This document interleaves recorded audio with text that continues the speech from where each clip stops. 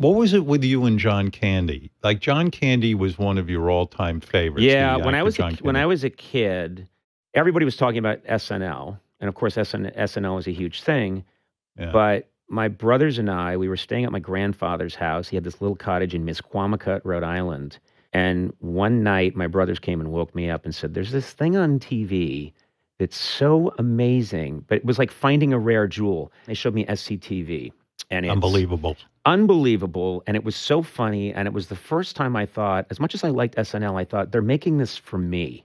Right. And John Candy was one of my favorite performers on that show, and they did a sketch, and it was called Yellow Belly.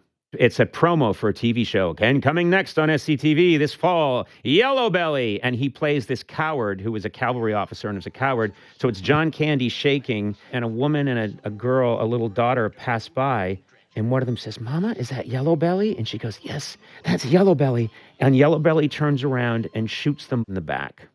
I didn't think you could do that. It is so wrong.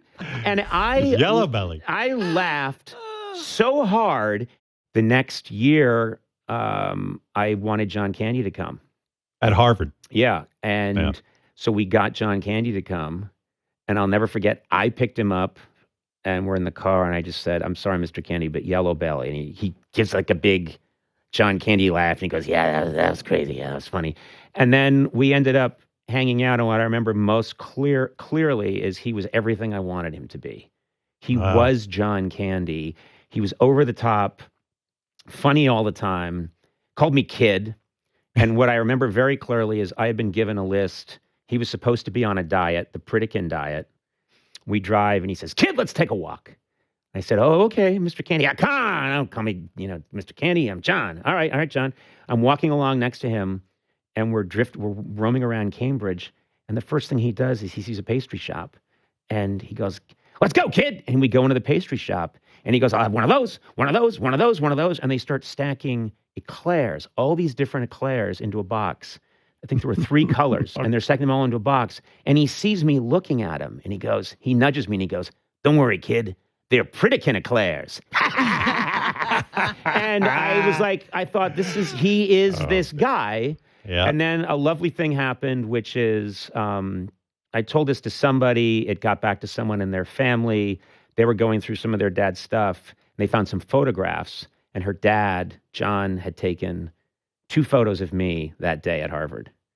And so there are these pictures of me looking like an 11-year-old girl, there at Harvard Yard from 1984. It was just miraculous to think, wow, John Candy took these photos and had them in his closet somewhere, What was the part where you said to Mr. Candy, "I want to try comedy"? Oh, yes. Try comedy. Yeah. I'll never forget where I was. I was in the Lampoon building and there was a big party and he was there having fun. And we were standing by a window looking down on the street. And I just said, "Mr. Candy, I'm really thinking," I was nervous, but because I'm not I don't think of myself as a brave person or a reckless person. And it's like, I've worked so hard to get to this college. And then now I'm going to go try this thing that famously flames out for most people. My parents are going to kill me. And I said to him, "Mr. Candy, I'm thinking I might try comedy." And his head whipped around. He looked me right in the eye and he said, "You don't try comedy. You do it or you don't do it."